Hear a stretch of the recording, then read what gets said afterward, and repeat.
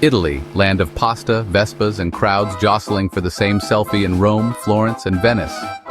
But what if I told you there's another Italy? One so authentic even Google Maps gives up. These are secret villages where your phrasebook is useless, and the only souvenir is a story you can't quite explain. Here, the loudest sound is the clink of bocce balls, and the main attraction is a perfectly ripe tomato. If you're tired of tourist mobs and overpriced trinkets, maybe you're ready for the real deal. But be warned, this isn't for the faint of heart or the three-pillow crowd. This is the Italy even Italians almost forgot. Ever stumbled upon a place that feels like it's been plucked straight from a forgotten fairy tale? A place where time seems to slow down and the modern world fades into a distant hum? Why haven't you heard of these places? Because they don't want to be found. It's not about being unfriendly, it's about self-preservation. These aren't tourist traps manufactured for Instagram likes. They are living, breathing communities with centuries of history etched into their very stones. These villages are like celebrities in hiding, carefully guarding their privacy, cherishing the authenticity that makes them so special. They understand the delicate balance between sharing their beauty and protecting their way of life. No billboards shouting for attention, no influencers staging photo ops for fleeting fame, just a quiet vow of secrecy, passed down through generations, a silent agreement to protect their haven from the disruptive forces of mass tourism. The locals know what happens when a place gets discovered.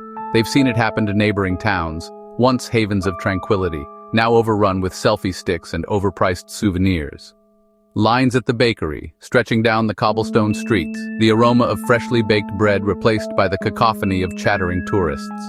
Souvenir shops popping up like mushrooms after a rain, selling mass-produced trinkets that bear little resemblance to the local craftsmanship.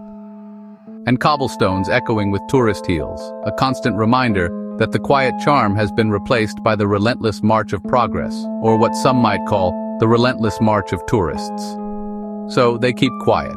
They understand that silence is their greatest weapon, their most effective shield against the outside world. No English menus forcing you to embrace the local language, to stumble through phrases and gestures, to truly connect with the culture. Sometimes no menus at all, a testament to the trust between the cook and the customer, a silent understanding that you're in for an authentic experience. Just known as cooking, take it or leave it. A simple, honest meal prepared with love and tradition, a far cry from the processed, pre-packaged fare of the modern world. If you crave endless coffee options, with syrups and sprinkles and foam art, you're in the wrong place.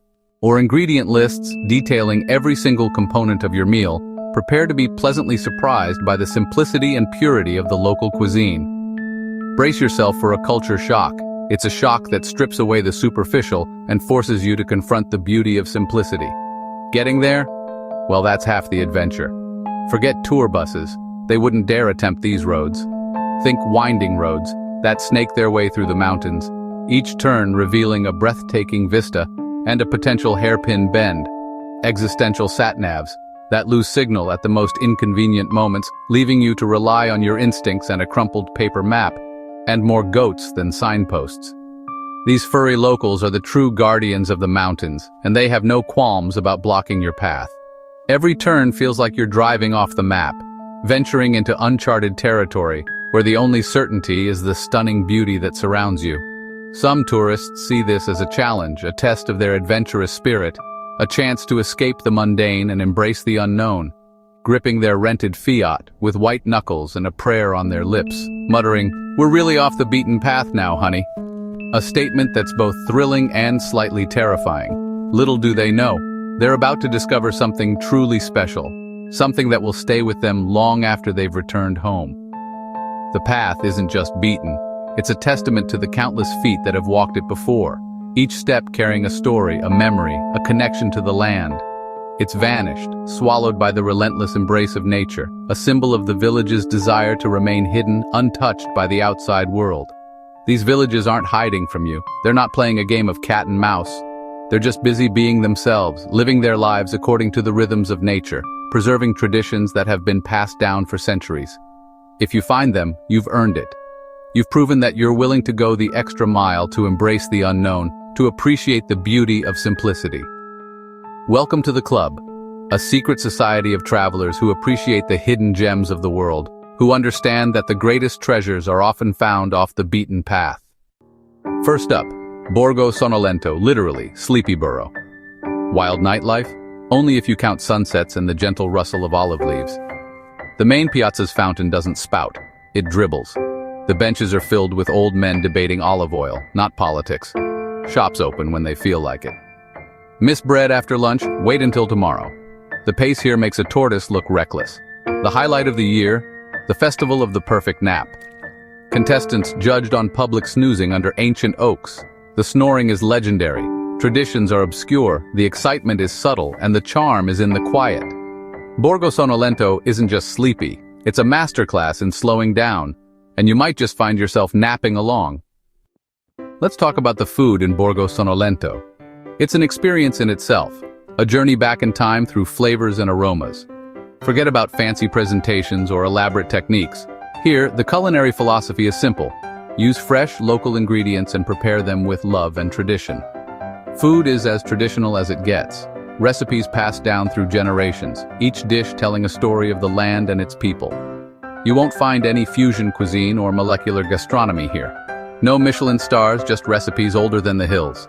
These are the dishes that have nourished families for centuries, prepared with the same care and attention as they were generations ago. The star, minestra addormentata or sleepy soup, so comforting it's practically a lullaby in a bowl. It's a hearty vegetable soup, simmered for hours until the flavors meld together into a symphony of warmth and tranquility. Each spoonful is like a gentle hug, easing your worries and preparing you for a peaceful afternoon. The wine, served in chipped carafes, tasting of sunshine and honest work. It's the kind of wine that makes you feel connected to the earth, to the generations of farmers who have cultivated the vineyards for centuries. It's rustic, cheap, and makes you want to toast strangers on the piazza. There's a sense of community here, a feeling that everyone is welcome to share in the simple pleasures of life.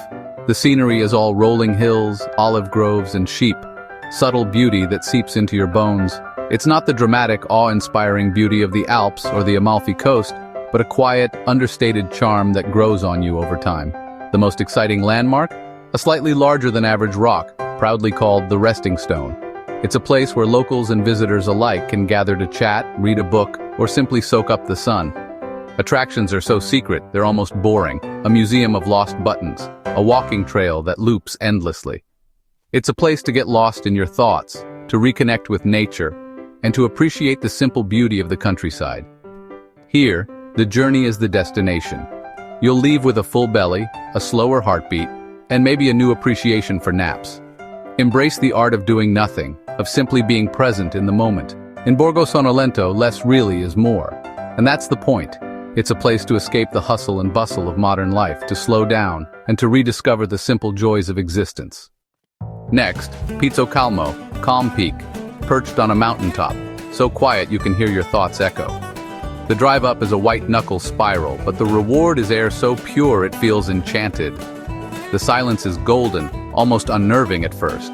The village is a cluster of ancient stone houses, no souvenir shops, just a tiny store run by a woman who communicates with eyebrow raises. She sells cheese, dense bread, and honey that tastes like wildflowers. Life here moves at a glacial pace. Locals speak in nods and shrugs. Don't expect chatty welcomes, just a profound sense of stillness. Try to start a loud conversation and you'll get a look like you've tap danced in a library. Pizzo Calmo teaches you the beauty of quiet, whether you're ready or not, and you'll never forget the lesson. The scenery?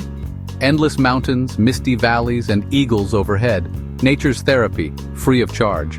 The food is as robust as the altitude polenta with mushroom ragu, foraged by locals who know their fungi.